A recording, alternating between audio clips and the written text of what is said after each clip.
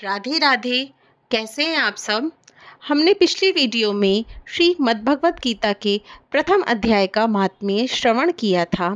आज हम दूसरे अध्याय का महात्म्य श्रवण करेंगे। क्या आपको पता है श्रीमद् भागवत कथा का महत्व क्या है? भागवत कथा से मन का शुद्धिकरण होता है, इससे संशय दूर होता है, शांति व मुक्ति मिलती है।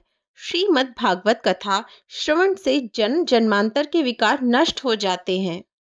चलिए अब हम दूसरे अध्याय का महात्म्य श्रवण करते हैं। नारायण भगवान की जय।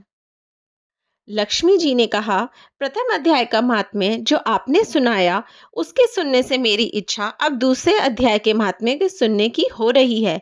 नारायण जी ने कहा, हे प्रिय सुनो।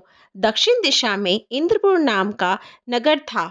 उसमें एक विष्णु शर्मा नाम का ब्राह्मण रहता था। वह वेद शास्त्र जानने वाला बड़ा सदाचारी था। जो कोई साधु महात्मा ब्राह्मण के घर आते उनका अतिथि सत्कार करता और धर्म के विषय में प्रश्न करता था। इस दिन उसके द्वार पर विचरते हुए एक ब्रह्मचारी आए।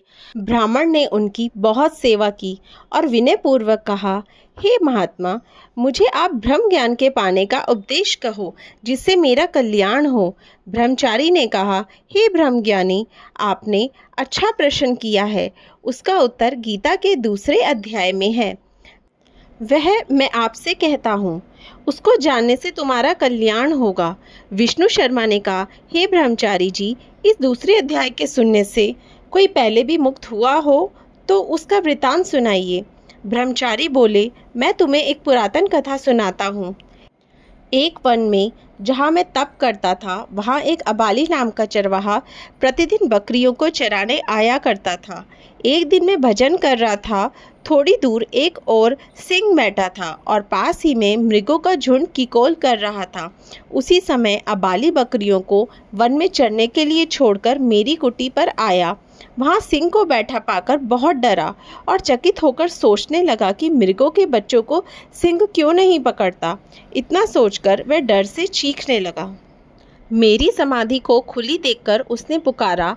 जब मेरी दृष्टि उस पर पड़ी उस समय वह कांप रहा था। उस अबाली को मैंने पास आने के लिए कहा। यद्यपि पहले उसने आने की इच्छा नहीं की थी, परंतु मेरे उत्साह दिलाने पर वह मेरे पास आया और प्रणाम कर बड़ी नम्रता से पहले अपनी संपूर्ण अवस्था कह सुनाई। तब कहा कि महात्मा जी, यह सिंह इन हिरणों को क्यों नहीं खाता। मैंने उससे कहा कि यह अहिंसा व्रत का फल है। जो मनुष्य अहिंसा व्रत का पालन करता है उसके पास आने वाले हिंसक जीव भी वैर भाव को छोड़ देते हैं। इसलिए जो कुछ तुम देखकर आश्चर्य को प्राप्त हुए हो वह मेरी अहिंसा व्रत का प्रभाव है। यह सुन अबाली ने कहा कि हे देव, मुझे ऐसी शक्ति दीजिए जिससे मुझे किसी से डर ना हो। तब मैंने उससे कहा कि तुम गीता के दूसरे अध्याय का पाठ सुनो। ऐसा कहकर मैंने ईश्वर, जीव और प्रकृति इन तीनों का वर्णन जैसे गीता में है कह सुनाया। अबाली दूसरे अध्याय का महात्म्य सुन के पूर्ण ज्ञानी हो गया और तत्काल ही आकाश से विमान आए और उसको बैकुंठ को ले गए और यह अधम देह को छोड़ दिव्य शरीर को प्राप्त हुआ। हे नरपुंगव, यदि तुम भी इस अध्याय को ध्यान से पढ़ व सुनकर उस पर आचरण करोगे तो अवश्य परम पद को पहुँचोगे। हे लक्ष्मी, ब्रह्मचारी ने गीता के दूसरे अध्याय का महात्म्य विष्णु शर्मा को सुनाया, जिसको सुनकर वह मुक्त हुआ और देवदेही पाकर बैकुंठ को गया। इति श्री सती ईश्वर संवादे उत्तराखंडे गीता महात्म्य दूसरा अध्याय संपूर्णम। जय श्री राधे। जय नारायण भगवान की जय। गीता माता की जय।